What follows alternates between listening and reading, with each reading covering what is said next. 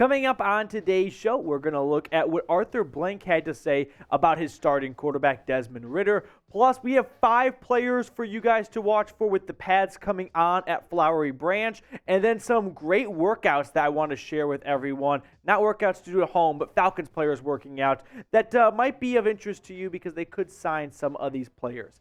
But is Desmond Ridder the QB1 of the future? Well, that's the million-dollar question. And Arthur Blank did speak to the media today, and he had some very nice things to say about Desmond Ridder and whether or not he could be that franchise quarterback. Here's what Arthur Blank had to say. We feel pretty strongly that he's going to be our quarterback of the future. We have to play games and we have to see, but we feel good about him. And there's no reading in between the lines here. Arthur Blank is going to go up there and say encouraging things about his starting quarterback and hope that it works out, because this would be the ideal scenario, right? You go from Michael Vick to brief intermission, and then Matt Ryan, and then brief intermission, and then Desmond Ridder for the next decade plus. But we do not know that for now. We have a lot of football to be played, and Desmond Ridder did have his best day at camp according to a lot of sources there at Flowery Branch, and this is going to be the Desmond Ridder experience. So buckle up. He's going to have good days at camp. He's going to have bad days. He's going to have good games in the fall. He's going to have bad Sundays in the fall. There's going to be a lot of ups and downs for the next few months, and hopefully the good outweighs the bad. And if it doesn't, well, I know what we will be talking about in January. But for now, we're going to put our optimism hats on and hope that there are more good days than bad. And it looks like he is stacking on some good days. But Lord Almighty, if the only good thing I hear about Desmond Ridder going into the first game of the season is the guy's got those intermediate passes down, I'm going to lose my shit, because we need to see some downfield throwing to guys like Drake London and Kyle Pitts. But if you want Desmond Ridder to be good, and I know this sounds stupid and cliche and cheesy or whatever, but like the video, because I hope that Desmond Ridder comes across this video and he sees that Falcons fans have his back and they are rooting on their quarterback, and he goes, holy shitballs, there was 900 likes on that one YouTube video. Screw it. Let's go out there and let's put 5 touchdowns on the Saints today because that one YouTube like. That's how it works. I really believe that. Kind of. But now we have some players to watch for at training camp with the pads coming on, because training camp does not start until the pads come on. Let's be real. Before that, it's just glorified flag football. So now that we have some contact being made and the pads coming on, my number one player to watch for is defensive lineman, the edge rusher, Zach Harrison. He could be a bit of an X factor for this team in 2023. The dude is just massive. And I know that it's hard to take that into account when all we do as fans is just look at stats and highlights and whatnot. But really sink in a 6'5", 275-pound man barreling down towards you.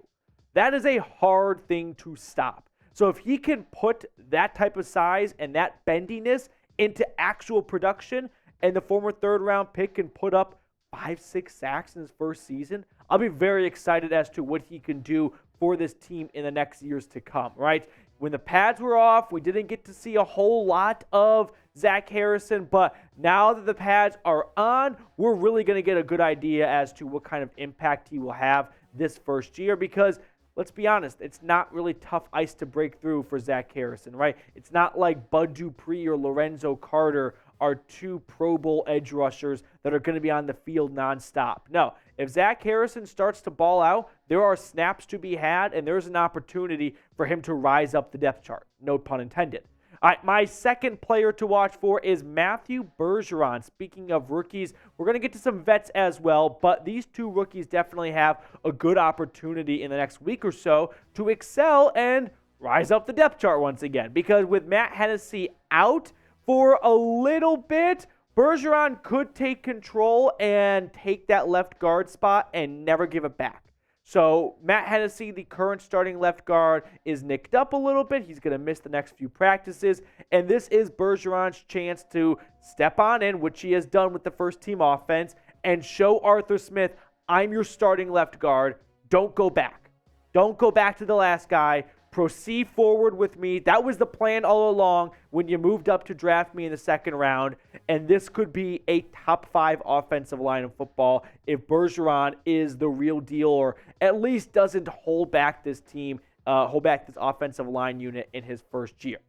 Now, do not miss a thing when it comes to Falcons training camp news. We're at 12,888 subscribers. It's kind of a cool number, so I really don't want to pick up any new subscribers. But if you like getting free content, Rolly just gave me a death glare. We want more subscribers. So let's get to 13,000 subs off of today's video. Make sure you subscribe for free daily content. The third player I am watching for is Jeff Okudah, the cornerback they acquired via trade from the Detroit Lions. You also might notice a trend here. It's a lot of new faces, right? This is our first chance to really see these guys play for the Falcons, and we want to see what they're all about now that the pads are on. But this is a big year for Okudah. It is the last year on his rookie contract, and he has a chance to maybe find a home in Atlanta, right? Hopefully he stays healthy and he can kind of shake off just the horrible start to his NFL career due to all the injuries and start to play like that top 5 pick he was to Detroit coming out of Ohio State.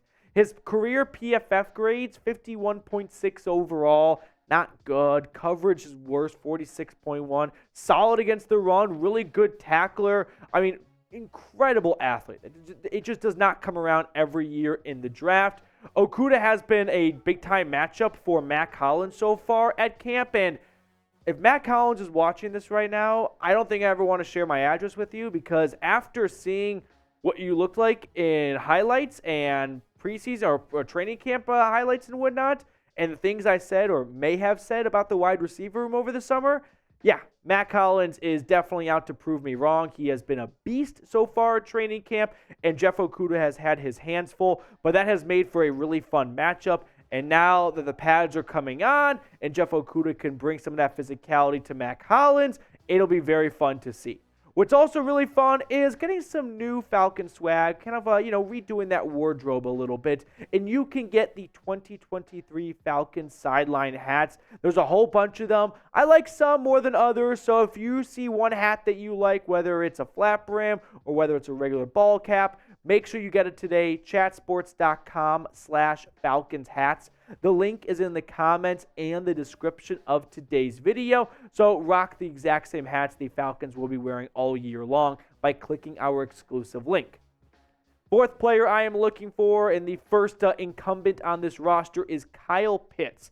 I'm just really excited to see where Kyle Pitts is at recovery-wise and how he's going to look with contact. It's very easy for players to come back from injury and run individual drills. It's a whole different beast when the pads come on and you've got to chip Zach Harrison and then go out for a round. That's a lot more taxing on a player time and time again. The tight end room is pretty deep, if you will. I mean, Jonnu Smith comes over and joins or reunites with Arthur Smith, and Parker Hesse stays at tight end 3. You added Michael Pruitt a week or so ago at this point, but Kyle Pitts, very excited to see what he looks like going truly 100% when the pads come on, or at least as close to 100% as we can get before the regular season. Now, before we look at the fifth player I'm excited to see with the pads on, who are you most excited to see? Let me know down in the comments. It's always good to get some feedback and just kind of hear the voice of all of our listeners. So let me know down below.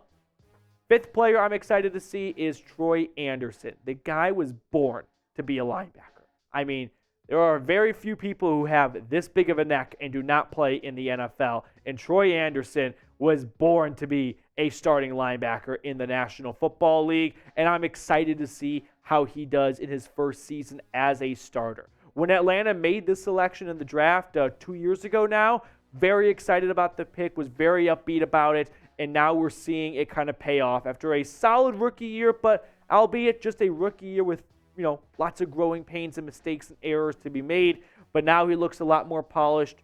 As long as he does not go up against Bijan Robinson in games, which I don't think is going to happen, Troy Andersen should be fine. Very excited to see him and how he looks with the pads on, because he just loves to hit people, right? He is a thoroughbred middle linebacker that is a football guy through and through, and he just wants to crush people's bones, and that's what you want for a middle linebacker. Now, some other news I wanted to pass along to you guys in terms of workouts Aaron Wilson tweeted out Falcons working out linebackers Frank Ginda, Robert Barnes, and Mariano Marin today. I've never heard of any of these guys. But I'm here to pass the news along to you. So, Rolly, have you heard of any of these guys? No. No. Okay. So we're all on the same page. But good luck to these guys, and maybe they will make the roster. We'll see him in one preseason game. Go, who was that? Oh, yeah. I learned about him in Falcons today, and then he's cut the next day.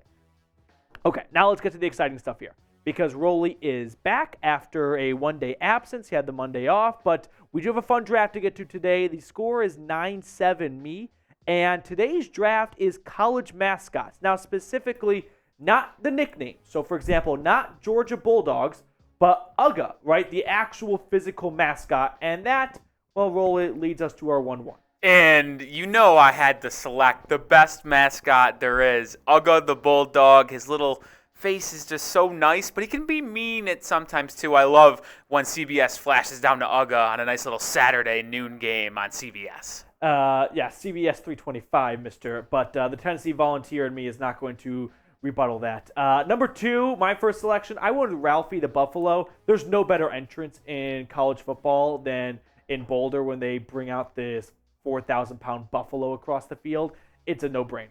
I went with Bill the Goat. Look it up if you didn't know Navy's mascot was a goat named Bill. He is absolutely awesome. Go Bill the Goat. Great name, great school, great mascot. Support the troops. My second selection. Boo. I thought it was funny, and I still think it's funny. It's Stanford Tree. They have a fucking tree walking around. It's like a bad Halloween costume. It's so bad, it's funny. I probably should have saved this for my last selection and kind of left it as like a joking one, but it's so hysterical. If you know what I mean, like, for example, back in NCAA 14, when you could play as the mascots, nothing was better than being the Stanford Tree because it was just 22 trees on the field running around. Yeah, I went with Ramesses, the Tar Heel mascot. Now, there's 2 versions. There's the mascot, obviously, that walks around the sidelines during games, and then there's the actual Tar Heel. He is pretty dope. Ramesses, a goat. My third selection, I'm going to go with the Mountaineer from West Virginia. They've always got some student Mountaineer who looks like Davy Crockett, and he's got the gun, he's got the whole outfit and everything, and it's badass. You got to respect it. Plus, West Virginia is just an all-time scene for college football, so this felt appropriate. Yeah, my final selection, I went with Dubs, all-time name, the Husky out at Washington. One, Huskies are dope-looking and a cute animal, an awesome dog, but Dubs, the name adds to it. I love Dubs the Husky. To round out this draft, I went with Renegade. This is the name of the horse that the Florida State Seminoles run on into the middle of the field and then spike that spear right into the 50-yard line. Right there with Ralphie the Buffalo, it is one of the best ways to start a college football game. So this, to me, seemed like a no-brainer. Let us know who you think had the better draft, myself or Rolly. Just type PD or Rolly in the comments section. That will do it for us on today's show. Thanks so much for tuning in. Really appreciate it. And if you enjoyed today's show, because you made it all the way to the end of the video, consider liking the video and subscribing, notifications, all that good stuff.